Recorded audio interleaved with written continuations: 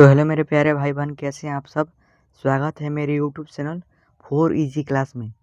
तो आज के इस क्लास में हम लोग समझेंगे। आज की इस क्लास में हम लोग डिस्कशन करने वाले हैं क्लास 11th का फिजिक्स का पूरा फुल सिलेबस। आज की इस वीडियो में हम लोग डिस्कशन करने वाले हैं। तो आज की इस वीडियो में हम लोग जानेंगे आखिर पूरा फिजिक्स के सिलेबस के पूरा जानकारी। तो दोस्तों चलिए हम अपने पूरी जानकारी की ओर चलते हैं। तो आज का हम लोग सबसे पहले जानेंगे भौतिक जगत क्या होती है। तो विज्ञान यानी फिजिक्स। तो हम लोग 11th का फिजिक्स का आज की इस क्लास में डिस्कशन करने वाले हैं। तो सबसे पहले हम लोग जानेंगे आखिर विज्ञान क्या है। विज्ञान में भौतिकी क्या है यानी फिजिक्स क्या है।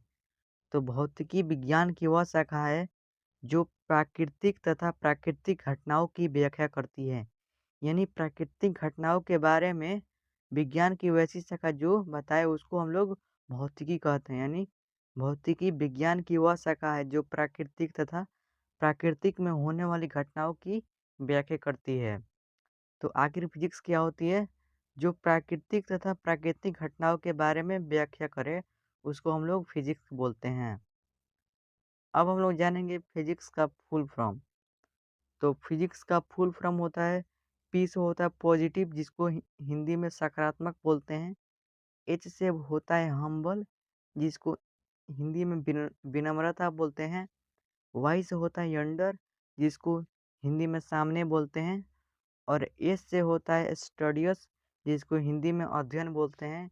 आई से होता है इन एक्सपीरियंस्ड, जिसको अनुभवहीन बोलते हैं।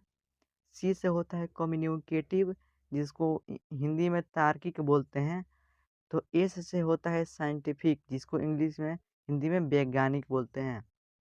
तो अब यहाँ तक हम लोग जान लिया फिजिक्स का फॉर्मूला। अब हम लोग जानेंगे आखिर फिजिक्स के पिता कौन है, यानी फादर ऑफ फिजिक्स। तो फादर ऑफ फिजिक्स किसको बोला जाता है? न्यूटन को। Father of physics Newton. Physics के पिता कौन है? न्यूटन है हमारे। तो अब यहाँ पर एक न्यूटन साहब का फोटो भी हमने लगाए रखा है। यही है न्यूटन साहब जिन्होंने फिजिक्स के फादर, इसको बोला जाता है father of physics. Father of physics के नाम से न्यूटन को जाना जाता है। तो यहाँ पर न्यूटन है। अब हम लोग जानेंगे आज की इस वीडियो में क्लास 11th का जो फिजिक्स है उसका सिलेबस डिस्कशन करने वाले हैं। तो चलिए इसके हम डिस्कशन करने वाले हैं। तो चलिए जानते हैं आखिर पहला नंबर चैप्टर का क्या नाम है फिजिक्स में। तो पहला नंबर चैप्टर आपका है मात्रक तथा मापन, जिसको पहला नंबर चैप्टर के नाम से यानी मात्रक को क्या बोलते हैं? Unit and measurement. पहला नंबर चैप्टर का नाम है यूनिट एंड मेजरमेंट, जिसको हिंदी में मात्रक तथा मापन कहते हैं। दूसरा नंबर हमारा चैप्टर है सरल रेखा में गति, यानी motion in simple simple straight line, यानी सरल रेखा में गति। चैप्टर नंबर हमारा तीसरा इसमें समतल में गति, यानी मोशन इन प्लेन। चौथा है हमारा गति के नियम, गति के नियम, मोशन लॉ। अब हम लोग पांचवा नंबर चैप्टर में इसमें देखेंगे कि पांचवा नंबर चैप्टर है हमारा कार्य, ऊर्जा और शक्ति।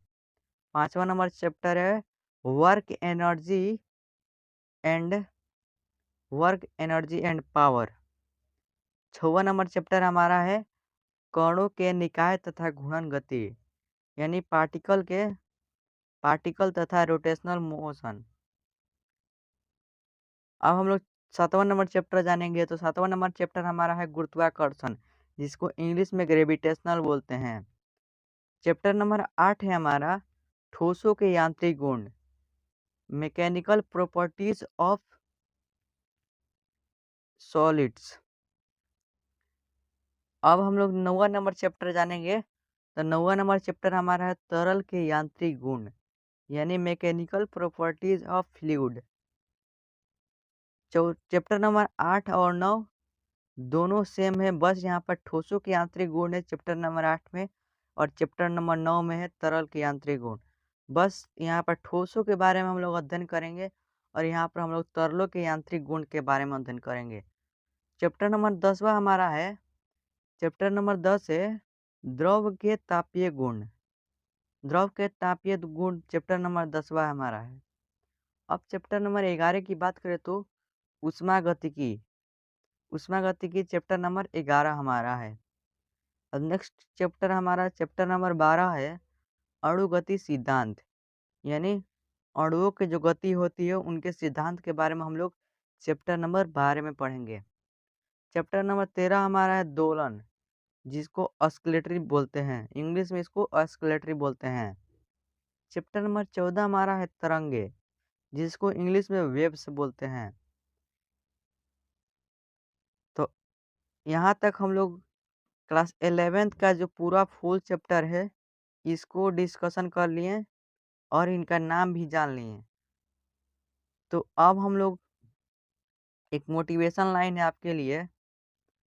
ईश्वर का दिया कभी अल्प नहीं होता, ईश्वर का दिया कभी अल्प नहीं होता, जो टूट जाए वह संकल्प नहीं होता, हार को लक्ष्य से दूर ही रखना मेरा दोस्त, क्योंकि जीत का कोई विकल्प नहीं होता। यानी यहाँ पर बहुत ही प्यारा मोटिवेशन है। ईश्वर का दिया कभी अल्प नहीं होता, जो टूट जाए वह संकल्प नहीं होता, हार को लक्ष्य से दूर ही रखना मेरे दोस्त, क्योंकि जीत का कोई विकल्प नहीं होता। तो ये बहुत ही प्यारा मोटिवेशन है। तो इसलिए हम लोग जीवन में मेहनत को जारी रखेंगे। तो इससे मोटिवेशन हमें ये मिलती है कि हमको कभी भी हार नहीं मानना चाहिए। तो दोस्तों मिलते किसी और अन्य वीडियो में, तब तक के लिए जय हिंद जय भारत।